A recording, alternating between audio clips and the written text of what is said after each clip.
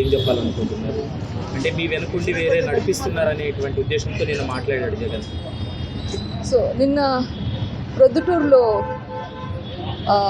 మా అన్న YS Jaganmohan Reddy election ప్రచారం చేశారు. ఆ ప్రచారంలో మా నాన్న YS Vivekananda Reddy murder case గురించి మాట్లాడారు. వివేకం చిన్నాన్న అని చెప్పారు.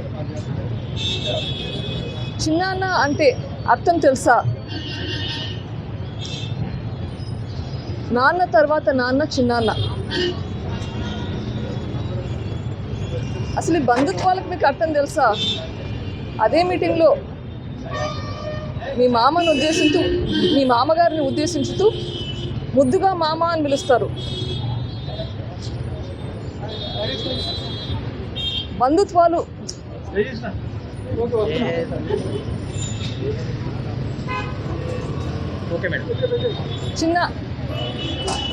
చిన్నాన్న అంటే మీ నాన్నతో సమానం. అట్లాంటి చిన్నాన్న చనిపోతే ఆ చావు వెనుక కుట్ర ఏంటి అన్నది నిర్ధారించకుండా ఆ చిన్నాన్న కూతురు మీదే నిందలు వేయడం ఏమన్నా న్యాయమా?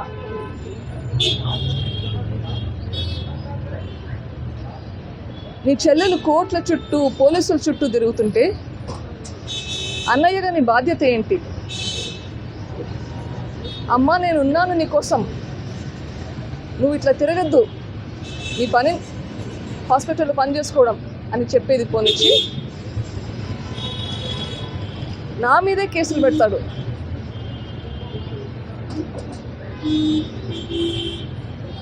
ఇది ఏమైనా న్యాయమా?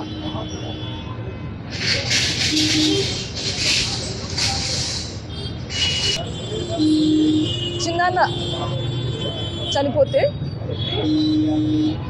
5 సంవత్సరాలు అయింది. ఈ 5 సంవత్సరాలు మీదే గవర్నమెంట్. ఏం చేశారు?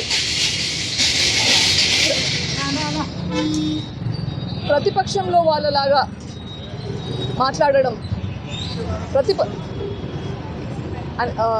కరెక్టా? ఇవాళ మీ ముందుకు వచ్చి నేను మాట్లాడాల్సిన అవసరం ఎందుకు వచ్చింది? ఆయన చేయాల్సిన పని చేయకపోవడం వల్ల కదా.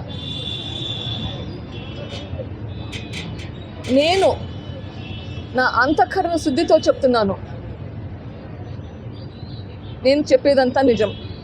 ఆయన అట్లా చెప్పగలుగుతాడా? అది చెప్పినా నమ్మే పరిస్థితి మనకి. ఆయన ఒక మాట అన్నాడు,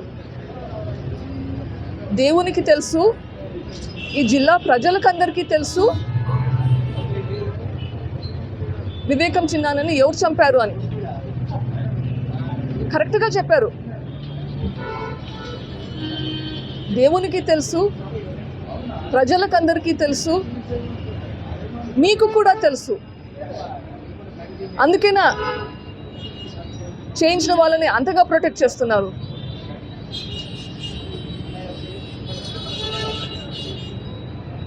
మీకు తెలిసి కూడా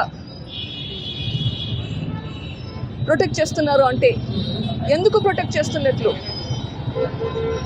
దేనికి భయపడి ప్రొటెక్ట్ చేస్తున్నట్లు?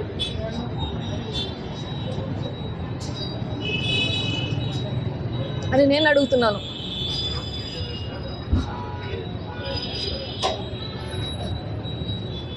ఇంకా ఏమేమన్నాడు? ఇద్దరు చెల్లెలు ఇంకొకరు నడిపిస్తున్నారు అంటున్నారు. నేను అడుగుతున్నాను, ఇంకో మాట కూడా అన్నాడు, చంపినోడే చంపినాను అని చెప్తున్నాడు బయట తిరుగుతూ. సో చంపినోడు నేను చేశాను అంటే నమ్ముతున్నారు, కానీ అదే చంపినోడు ఎవరు చేశారో కూడా చెప్తున్నాడు, క్లియర్గా చెప్తున్నాడు. దీని వెనకాల వైఎస్ భాస్కర్ రెడ్డి ఉన్నాడు, వైఎస్ అవినాష్ రెడ్డి ఉన్నాడు, వాళ్ళ వెనకాల వైఎస్ జగన్ రెడ్డి, భారతి రెడ్డి వాళ్ళని ప్రొటెక్ట్ చేస్తూ ఈయన థ్రెటన్ చేస్తూ ఉన్నాడు అని కూడా చెప్తున్నాడు. మరి ఒకటి నమ్ముతున్నారు, ఇంకొకటి నమ్మడం లేదా? నమ్మితే రెండు నమ్మాలి కదా. మరి వీళ్ళని ప్రొటెక్ట్ చేసేది ఎవరు? మీరు కాదా?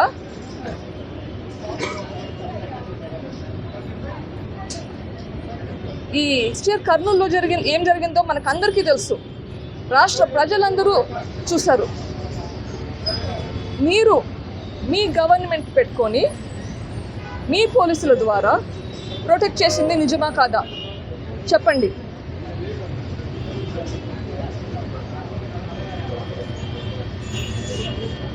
ఈ హంతకుడైతే ఎవరున్నారో ఆయన చెప్పాడు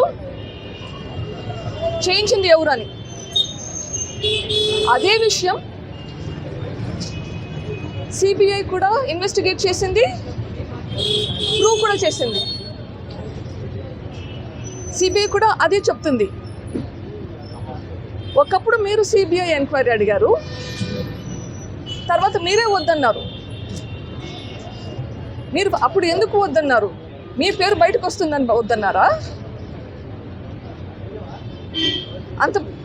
లేకపోతే ఆ పిటిషన్ విత్డ్రా చేసుకోవాల్సిన అవసరం ఏంటి?